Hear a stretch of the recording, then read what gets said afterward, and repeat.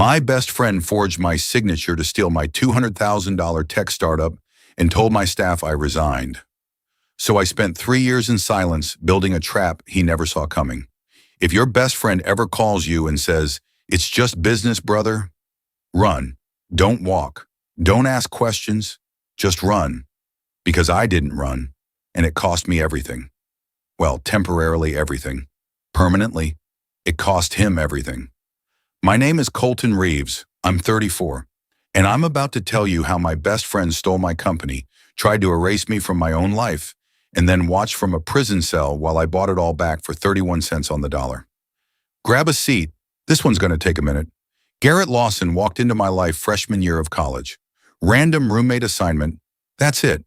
That's how the worst decision of my life started. A housing algorithm at State University thought we'd be compatible, and for 12 years I believed it was right. Garrett was the kind of guy everyone gravitates toward. Big laugh, firm handshake. Could walk into a room full of strangers and walk out with 5 new best friends and a dinner invitation. Me? I was the guy in the corner writing code on my laptop, hoping nobody would ask me to introduce myself. We were complete opposites, and somehow that made us inseparable. There's one memory I keep coming back to. Sophomore year, I got pneumonia. Bad. 4 days in the campus health center, hooked up to an IV, barely conscious. Garrett skipped his midterms to sit with me. He brought me terrible soup from the dining hall and stayed until 2 in the morning, telling me stories about growing up in Montana. His dad was a rancher who lost everything because a business partner screwed him over. Garrett looked me dead in the eyes that night and said, "That's why loyalty matters more than anything, Colton. People who betray trust deserve whatever comes to them." I believed him, every word. For 12 years. My dad was less convinced. He met Garrett once at a family barbecue and pulled me aside afterwards. He said, "That boy talks too much and listens too little. Be careful." Dad left me a voicemail about 6 months before he passed. I didn't listen to it for years, but I'm getting ahead of myself. After college, I worked as a software developer. Garrett bounced between sales jobs, always chasing something bigger. We stayed close, grabbing beers every Friday, dreaming about building something together. Something that would prove 2 guys from a dorm room could make it. That dream became real 3 years ago. I'd spent 2 years building a project management platform on my own time. I called it Pulse Track. It was designed for mid-sized construction companies, an industry stuck in the Stone Age with spreadsheets and paper tracking. I built the entire backend myself. Nights, weekends, holidays. My wife Lena would find me passed out at my desk with keyboard marks on my face, and she'd throw a blanket over me and leave coffee for when I woke up. The predictive delay algorithm was my masterpiece. I'd filed a provisional patent on it. Every spare dollar I had went into making it work. But here's the thing about me. I can build software that predicts construction delays 6 weeks before they happen. I cannot walk into a boardroom and convince 10 guys in hard hats to buy it. I'd stammer. I'd go too deep into technical details. I'd watch their eyes glaze over while I explained architecture instead of results. I needed someone who could sell ice to a snowstorm. I needed Garrett. When I showed him the prototype, something changed in his face. His beer sat untouched. He leaned forward, asked 100 questions, and by midnight he was pacing my living room. "Colton, this is it. This is the one. 50-50. I handle business, you handle tech. We're going to be millionaires, brother." He pulled me into a hug, and I hugged him back thinking this was the moment we'd been waiting 12 years for. Lena sat at the kitchen table after he left, arms crossed. She had that look, the one where she's worried but trying not to start a fight. I don't trust him," she said. "He looks at everything like he's calculating what it's worth to him. He's my best friend. 12 years, Lena. He sat with me when I had pneumonia. And in 12 years, what has he ever built on his own?" I didn't have an answer. I kissed her forehead and told her everything would be fine. I replay that conversation at least once a week. Every single time, I wish I'd listened. We incorporated Pulse Track solutions the next month. 50-50. I put in the code, the patent. 2 years of free labor. Garrett put in Garrett, his charm, his handshake, his confidence. Looking back, I loaded the gun and handed it to him. Year 1 was unbelievable. Garrett was a machine. 6 months in, 3 pilot contracts signed, revenue flowing. We hired 4 people, rented a real office, and I quit my day job. Alina and I popped champagne on our balcony watching the city lights. Life was good. Then month 8 happened. Little things. Garrett scheduling client meetings without telling me, referencing conversations with our lawyer that I wasn't part of, changing bank account passwords for security purposes. When I asked, he'd wave his hand. Boring legal stuff, brother. I'm handling it so you can focus on what you do best. I let it slide. Every time. Because trust doesn't just make you blind. It makes you volunteer for the blindfold. Lena noticed first. She'd bring lunch to the office and watch Garrett work the room. One day she pulled me into the hallway. He introduced himself to that investor as the founder. Not co-founder. Founder. Probably just shorthand. Nobody accidentally drops co from their title, Colton.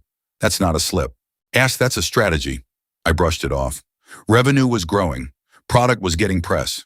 Why rock the boat over a word? Then Garrett started working on my marriage. Not obviously. He was too smart for that. But he started dismissing Lena. When she'd share a business opinion, he'd smile and say, "That's sweet, Lena, but this is a bit more complicated than it looks." When she questioned an expense, he'd glance at me like, "Control your wife." Lena stopped coming to the office. She said she was busy.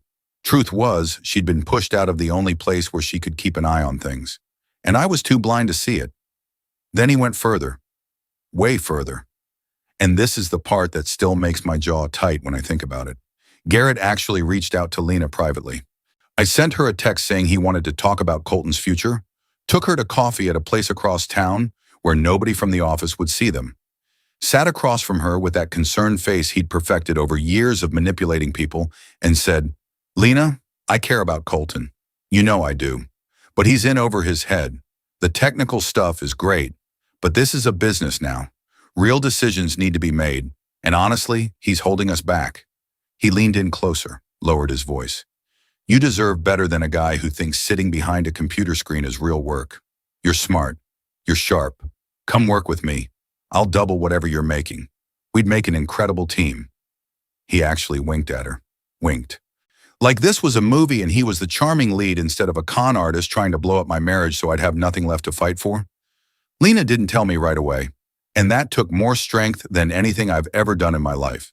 She played along for 2 weeks, smiled at his texts, took another coffee meeting, asked innocent questions that got him talking. "So what's the timeline for the restructuring? Who's the lawyer handling things? What happens to Colton's equity exactly?" And Garrett, because he could never resist an audience, especially one that was smiling and nodding, talked. He told her everything. The restructuring plan. The lawyer who was handling the paperwork. The shell company.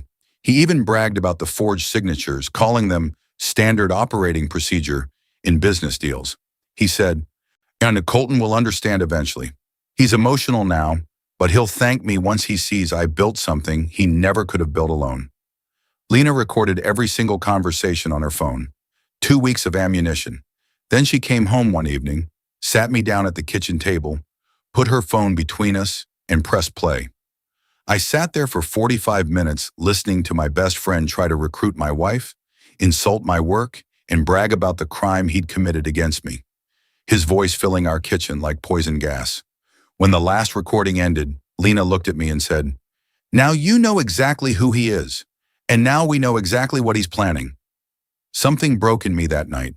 The last thread of loyalty, the last fiber of, maybe there's an explanation, the last hope that this was all a misunderstanding. It snapped. And then something harder grew in its place. Something patient. Something cold. Month 14, Tuesday morning. My keycard didn't work. I stood in the hallway swiping it like an idiot while my stomach dropped through the floor. Swipe, red light. Swipe, red light. I tried the back door. Same thing. Called the office number. Straight to voicemail. A voicemail with Garrett's voice on it. Just Garrett's voice. Not Pulse Track Solutions. Not Colton in Garrett's office. Just, "You've reached Garrett Lawson at Lawson Digital Group." Lawson Digital Group. I'd never heard that name before. And right there, standing in a hallway I'd walked through 1,000 times, holding a key card that no longer recognized me, I felt the first crack. Called Garrett. No answer.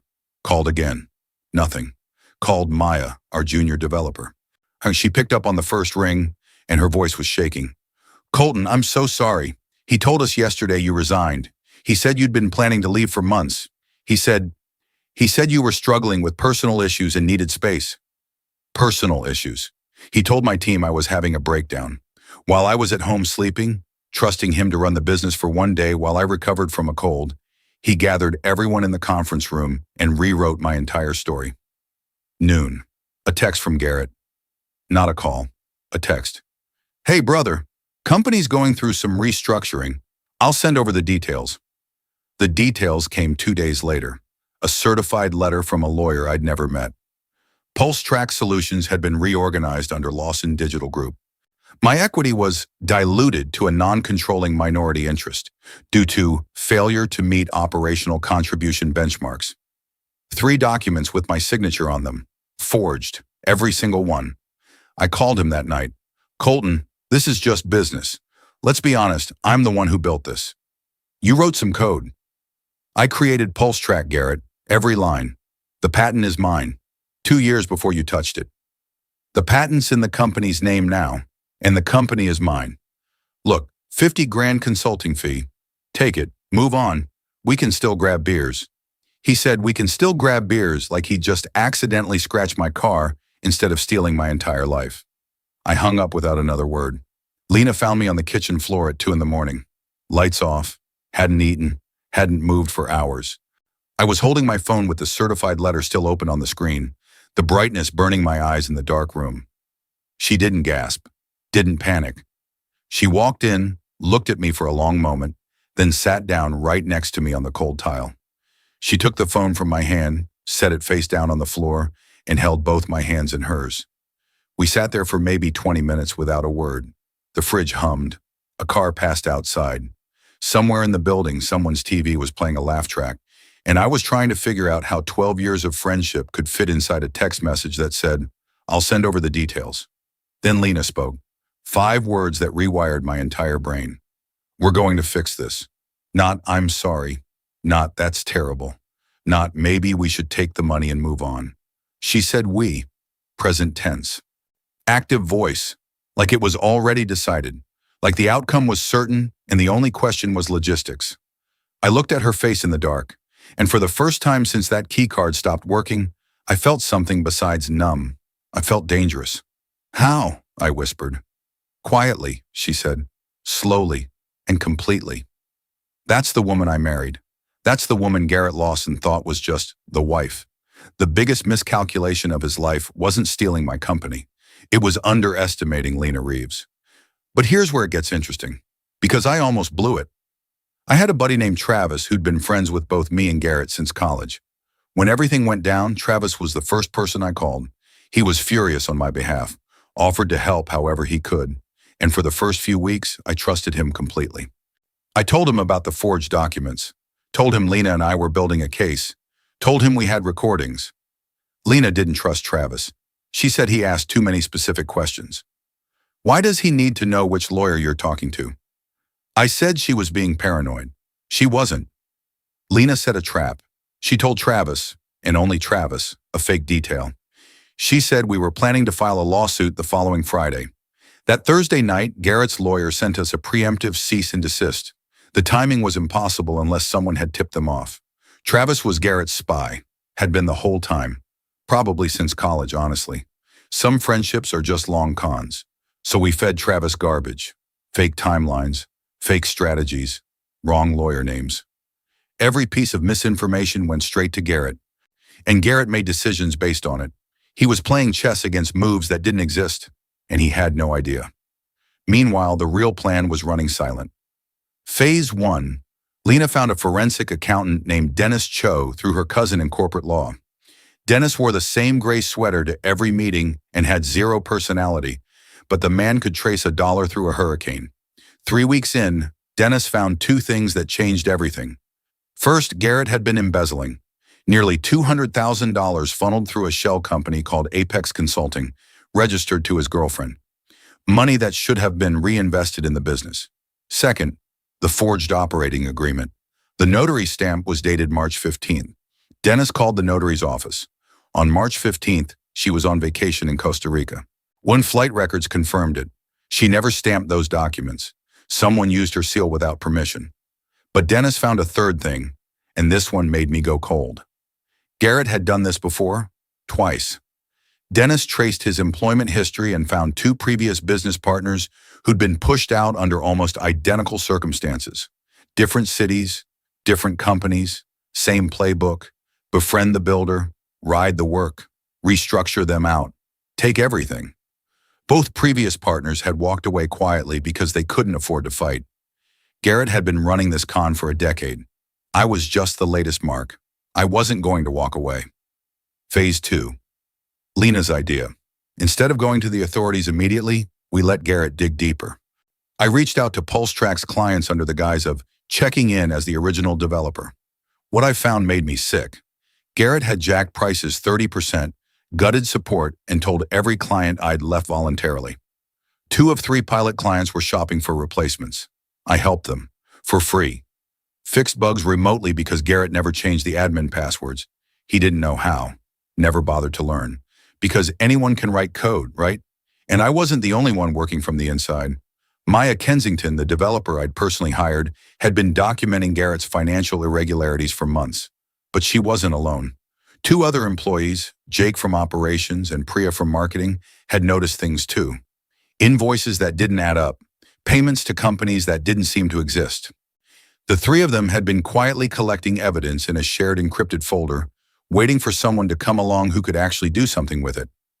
When Lena made contact with Maya, it was like opening a dam.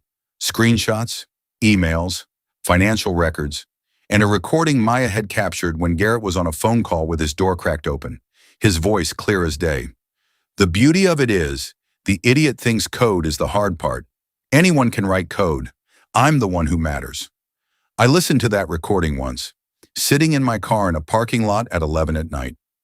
I gripped the steering wheel until my knuckles were white, saved it in 3 locations, never played it again. Phase 3. The rebuild. 4 months of living on rice and beans while I built Meridian from scratch.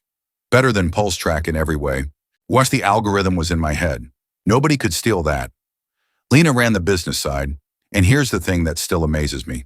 She was everything Garrett pretended to be: organized, strategic, actually good with people instead of just good at manipulating them. She could walk into a meeting with construction executives and have them trusting her within 10 minutes. Not because she was charming, because she was honest. Turns out that's a superpower in an industry full of guys like Garrett. We bootstrapped with savings, a small loan from Lena's parents, and pure stubbornness. Her parents didn't even ask what the money was for. Her dad just wrote the check and said, "Go get 'em, kid." Lena comes from good people, the kind of people who trust their family and show up when it counts. The opposite of everything Garrett pretended to be. Our spare bedroom became headquarters. I coded 18 hours a day. Lena handled calls, proposals, and bookkeeping from the kitchen table. We ate rice and beans so often that to this day I can't look at a can of black beans without getting flashbacks. But we never complained. Not to each other, not once. It was during this phase that I hit my lowest point. 3 in the morning, alone in the spare bedroom office, staring at code that wouldn't compile. Lena was asleep. The apartment was dark and too quiet. I sat there thinking, maybe Garrett was right. Maybe I am just the mechanic. Maybe code doesn't matter. Maybe I should have taken the 50 grand and disappeared. Maybe I'm not built for this fight. That's when I found Dad's voicemail. I was scrolling through my phone, not even sure why, deleting old messages to free up space. And there it was, a voicemail from 14 months before he died that I'd never opened. I almost deleted it. Something stopped me. I pressed play. "Hey son, I know you're busy, but I've been thinking about your friend Garrett. I don't know how to say this without sounding like a paranoid old man, but something about that boy isn't right. He reminds me of the guys I used to work with who'd take credit for everyone else's work and disappear when things got hard. Just be careful, okay? Trust your wife. She sees things you don't. I love you, kid." I sat in that dark room with tears running down my face, listening to a dead man tell me everything I should have heard when he was alive. Dad saw it. Lena saw it. Everyone saw it except the one person who needed to see it most. But I saw it now, finally, clearly. And I was done sitting in the dark feeling sorry for myself. I wiped my face, fixed the code in 20 minutes, and by sunrise, Meridian was running clean. Lena found me the next morning still at the desk. but different. She said she could see it in my posture. Something had shifted. I played her dad's voicemail. She cried. Then she made 2 cups of coffee, sat down across from me and said, "Okay, let's go to work." First move. Offered Pulse Track's 3 original clients a free 6-month trial of Meridian. All 3 switched within a week. They'd been dying for an alternative. Then I took 11 more over the next 2 months. Every firm in the region that Garrett had overcharged or underserved. His revenue dropped 40% in 60 days. He started missing payroll. 2 more employees quit. The ones who stayed were Maya, Jake, Ira and Priya, our people on the inside, still collecting, still waiting. Phase 4, the trap. This was Lena's masterpiece, and honestly, if she ever decides to leave tech and become a con artist, the world is in trouble.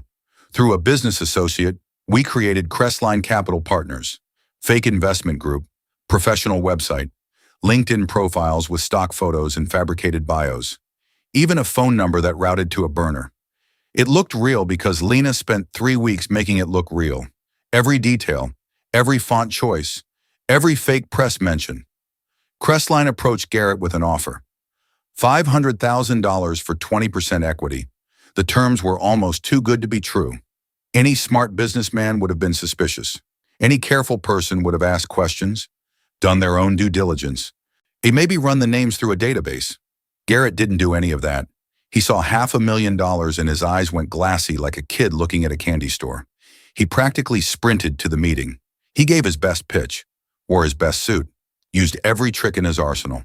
And then he signed a letter of intent with a full financial disclosure clause, opened his books completely to Crestline's due diligence team, which was Dennis Cho in a different suit with a different business card. Every financial record, every contract, every internal email, every piece of evidence that connected him to the embezzlement, the forgery, and the fraud. He put it all in a neat little folder and handed it across the table with a smile. "Anything else you need, just ask." Through Travis, we fed Garrett the fake information that the deal would close in 2 weeks. He celebrated early. New suit, expensive client dinner. He even put a deposit on a boat. A boat. The man was buying a boat with money he'd stolen while we were eating rice in our spare bedroom. But we weren't done. Lena picked the date for the finale. She'd been watching the Regional Entrepreneur of the Year nominations for weeks. When Garrett's name appeared on the short list, she smiled and said, "That's our stage." Garrett took the stage at 7:45. New suit, perfect smile. He thanked the committee, thanked his incredible team. He even thanked his parents, which was rich considering his mother hadn't spoken to him in 2 years. He paused for effect, scanned the audience with that practiced look of humble gratitude and said, "Every success story starts with someone willing to bet on themselves." I almost laughed. Lena squeezed my knee under the table. "Not now." That's when the screen changed. Maya was in the tech booth. She'd volunteered weeks earlier to handle AV. Nobody questioned it. Sweet Maya, quiet Maya, the Maya that Garrett once called basically furniture in a meeting he thought she couldn't hear. That Maya. Instead of Garrett's slideshow, 300 people were suddenly looking at the Forge operating agreement, side by side with the notary's flight records to Costa Rica on the same date. Then the shell company registration. Then the financial records showing $200,000 in diverted funds. Then the emails where Garrett bragged about pushing me out. The slides kept coming. Methodical. Devastating. Each one worse than the last. And then the recording. Garrett's own voice, crystal clear through the ballroom speakers. "The beauty of it is, the idiot thinks code is the hard part. Anyone can write code. I'm the one who matters." 300 people in absolute silence. You could hear a woman at table 6 set her fork down. That's how quiet it was. Garrett turned around slowly, saw his own words 15 feet tall behind him. His face went white, then red, then a color I don't think has a name. His mouth opened, closed, opened again. This isn't. He looked out at the audience like he was searching for someone to help him. Nobody moved. Nobody looked away either. 300 people watched a man realize in real time that his entire life was about to end. I didn't stand up, didn't wave, didn't say a word. Lena squeezed my hand once, and that was enough. Security walked him off stage 11 minutes later. Every phone in the room was recording. By Monday, the video was everywhere. The civil lawsuit hit him that week. fraud, forgery, embezzlement, breach of fiduciary duty, IP theft.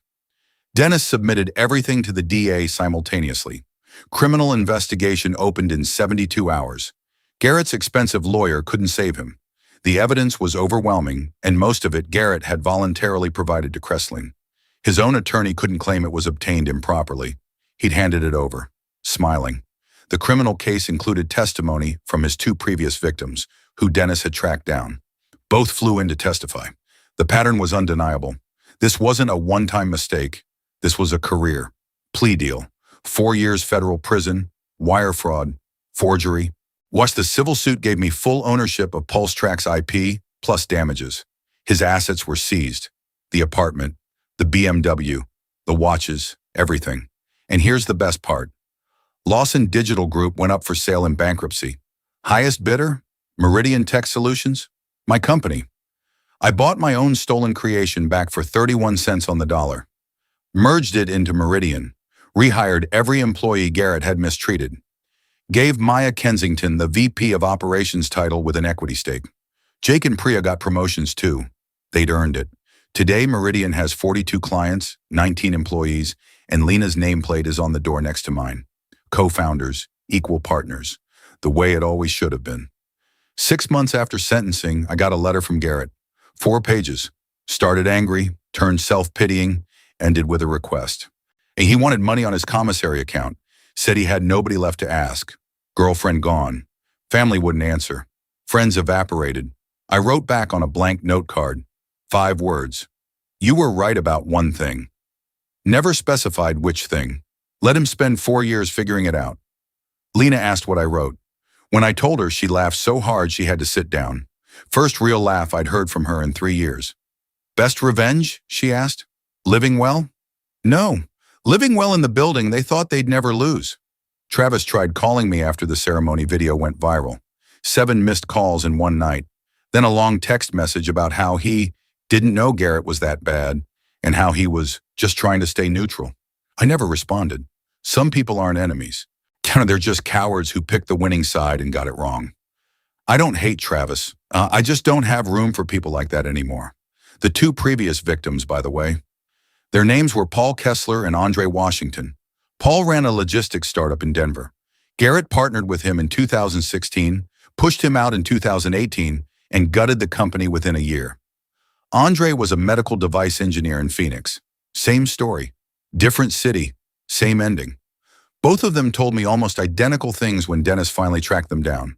Paul said, he made me feel like I was lucky to have him, like my work didn't matter without his sales magic. By the time I realized what was happening, my name was already off the paperwork. Andre said, the worst part isn't the money, it's that I introduced him to my family. My kids called him Uncle Garrett, and the whole time he was planning to take everything. When they testified, the judge's face changed. You could see it. This wasn't a one-time lapse in judgment by a young entrepreneur. This was a predator with a pattern, and the pattern had finally caught up with him.